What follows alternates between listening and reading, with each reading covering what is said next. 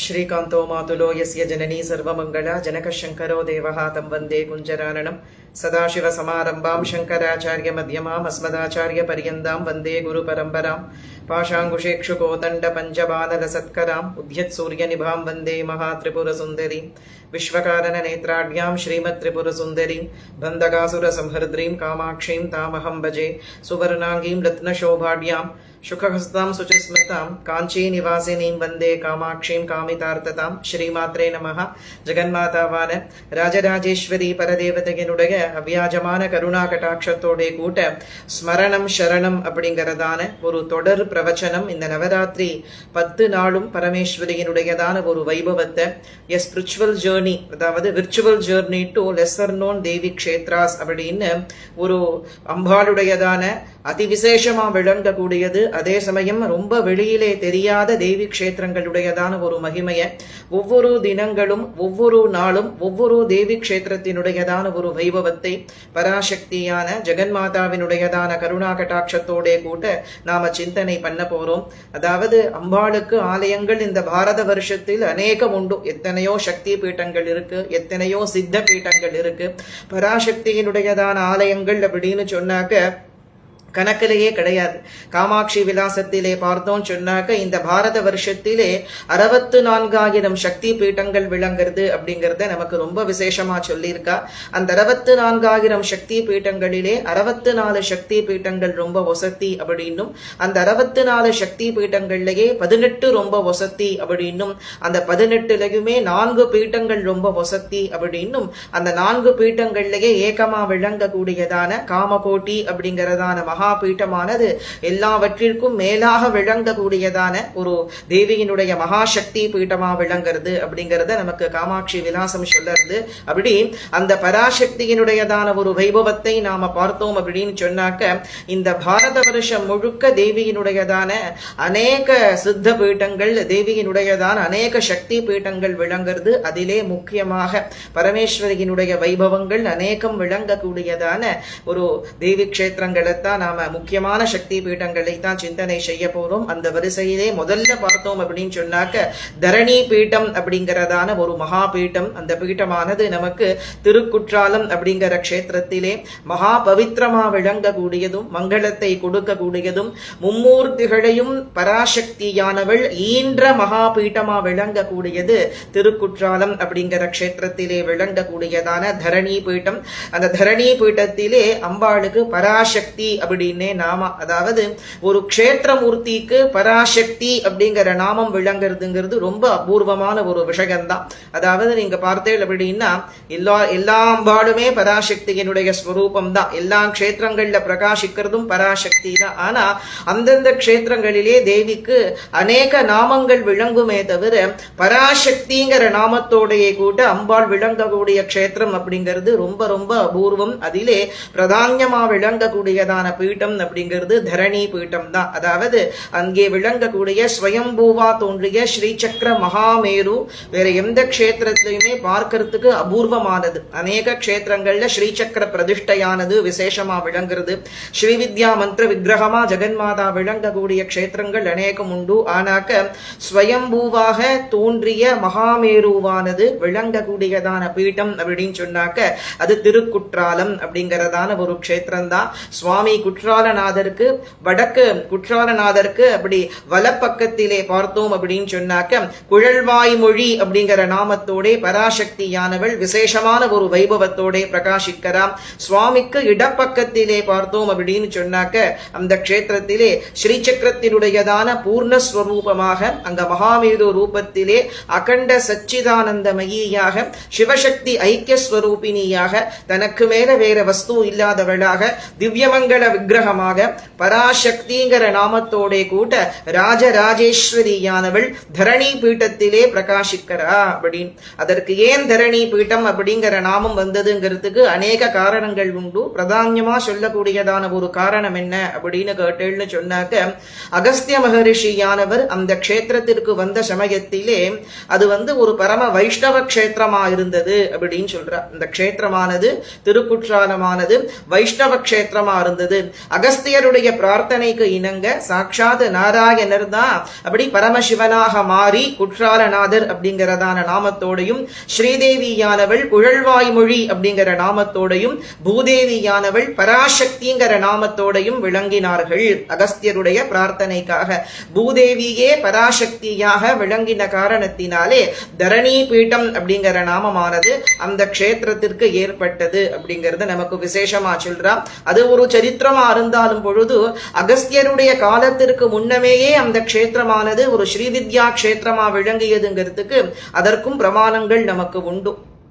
சிவகோணங்கள் 4, சக்தி கோணங்கள் 5 விளங்கக்கூடிய ஸ்ரீ சக்கரமேதான் அந்த க்ஷேத்திரத்தினுடையதான பிரதான்யமான ஒரு மூர்த்தியாக பிரகாசிக்கிறது. அப்படி சதுர்பிகி ஸ்ரீகண்டைஹி சிவயுவதிபிர் பஞ்சபிரபிர் பிரபின்னாபிர் சம்போஹோ நவபிரபிர் மூல பிரகிருதிபிகி சதுஷத் வாரும்ஷத் வசுதல கலாஸ்ரத்ரிவலய திரிரேகாபிர் சார்தம் தவச்சரண கோணாக பரிணதாக அப்படின்னு அம்பாளுடையதான சரண கமலங்களில் இருந்து 9 ஆவரணங்கள் பிரகாசிக்கக்கூடியதான ஸ்ரீசக்கரமானது தோன்றியது அப்படிங்கிறத சௌந்தரிய லஹரியும் சொல்லுறது. சிவகோணங்கள் 4, சக்தி கோணங்கள் 5, அந்த 4+5 கோணங்களும் சேர்ந்து நவகோணங்களாக 9 கோணங்களாக நவாவரணங்களோட விளங்கக்கூடிய ஸ்ரீசக்கரமானது பரமேஸ்வரியினுடைய ஸ்வரூபத்தில் இருந்து ஆவிர்பவிச்சது. 43 முக்கோணங்கள் விளங்கக்கூடியது.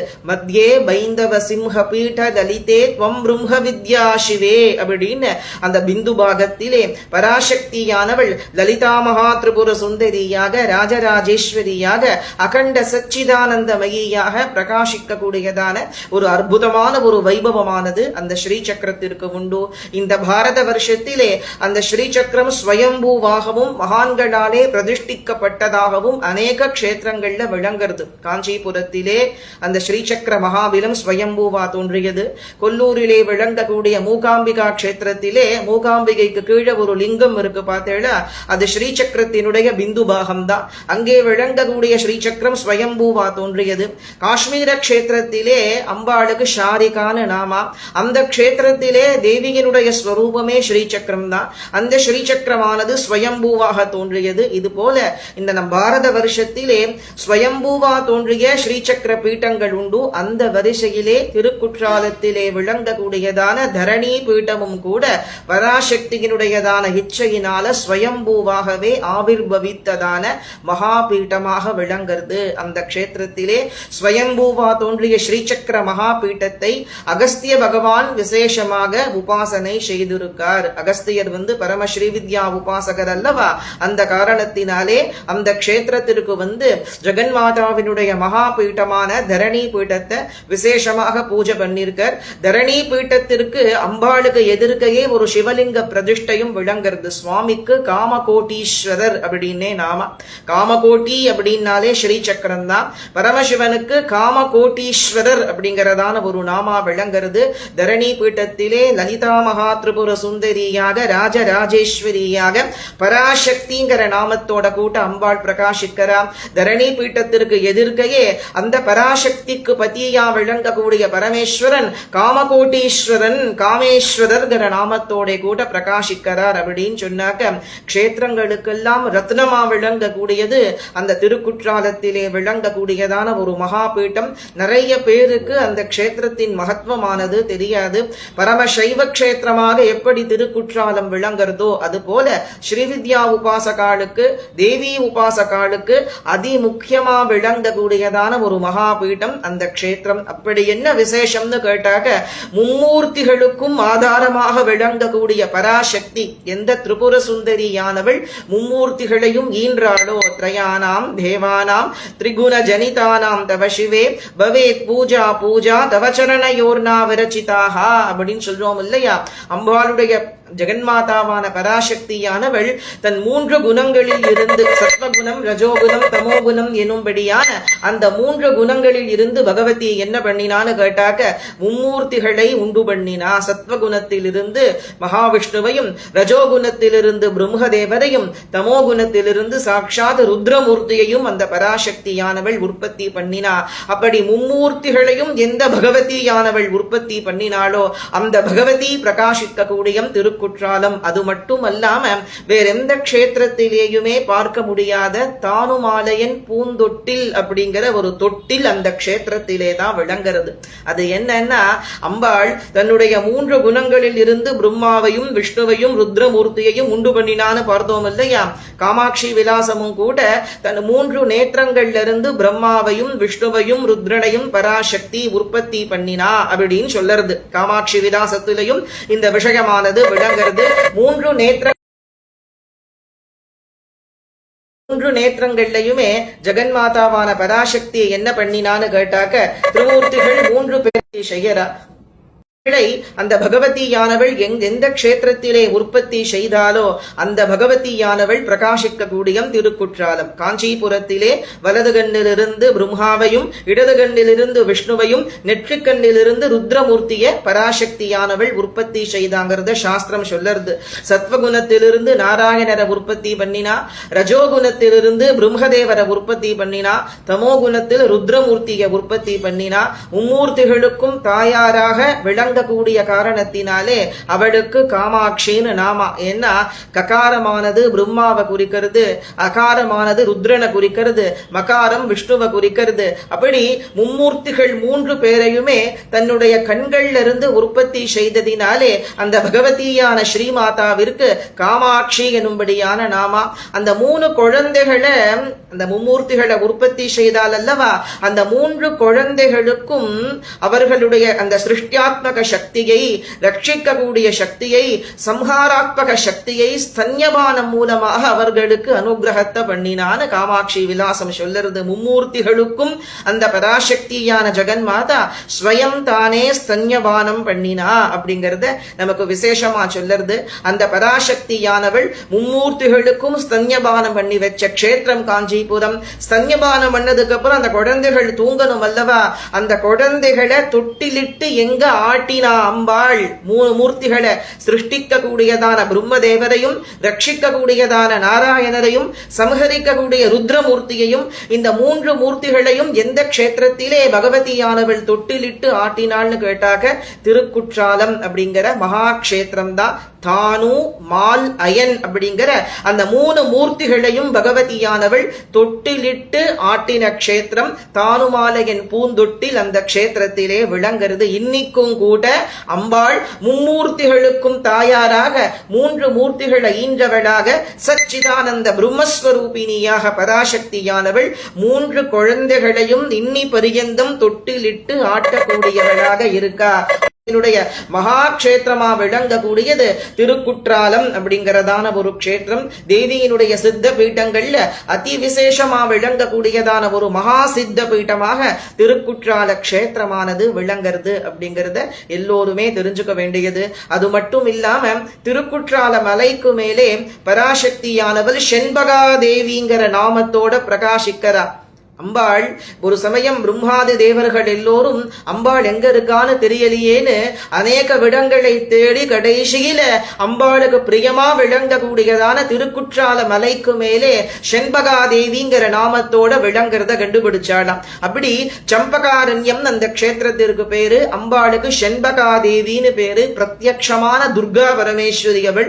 உதும்பராசுரன்கிற அசுரனை சம்ஹாரம் பண்ணின மூர்த்தி அவள். கல்பந்தோறும் பிரம்மாவையும் விஷ்ணுவையும் ருத்ரனையும் ஈன்றவள். அந்த திருக்குற்றாலத்திற்கு திரிகூட்டமலை அப்படின்னு பேரு, திரிகூடமலைன்னு பேரு. எதனால அந்த க்ஷேத்திரத்திற்கு திரிகூட்டமலை அப்படின்னு பெயர் வந்தது அப்படின்னு கேட்டாக்க, கல்பந்தோறும் பிரம்மாவையும் விஷ்ணுவையும் ருத்ரனையும் எந்த பராசக்தியானவள் ஈன்றாளோ அந்த பராசக்தி விளங்கக்கூடியதான க்ஷேத்திரம் அப்படிங்கிற காரணத்தினாலே அந்த க்ஷேத்திரத்திற்கு திரிகூட்டாச்சலம் அப்படிங்கிறதான ஒரு நாமமானது உண்டு. அங்க பகவதியானவள் 3 ஸ்வரூபத்தோட பிரகாசிக்கிறா. திரிகூட்டாச்சலத்திலே திருக்குற்றாலத்திலே 3 வடிவத்தோட பிரகாசிக்கிறா. பிரம்மாவையும் விஷ்ணுவையும் ருத்ரனையும் ஈன்ற மூர்த்தியாக மலைக்கு மேல செண்பகா தேவிங்கிற நாமத்தோட துர்கா பரமேஸ்வரியாக பிரகாசிக்கிறா. பிரம்மாவையும் விஷ்ணுவையும் ருத்ரனையும் தொட்டிலிட்டு ஆட்டக்கூடிய மூர்த்தியாக மகா திரிபுர சுந்தரியாக தரணி பீட்டத்திலே பராசக்திங்கிற நாமத்தோட பிரகாசிக்கிறா. அதே போல மகா காமேஸ்வரியாக மனோன்ம சிரோமணியாக பர்வதராஜ புத்திரியாக குழல்வாய் மொழி அப்படிங்கிற நாமத்தோட வேணுவாக் வாகினியாக அம்பாள் பிரகாசிக்கிற 3 ரூபத்திலே அம்பாள் பிரகாசிக்க கூடிய அற்புதமான க்ஷேத்திரம். பரமேஸ்வரனும் கூட குற்றாலநாதர் அப்படிங்கிறதான ஒரு நாமத்தோட பிறவி பிணியை தீர்க்கக்கூடியவராக இருக்கார். எல்லோரும் தரிசனம் பண்ண வேண்டிய ஒரு அற்புதமான ஒரு தேவி க்ஷேத்திரம் அது.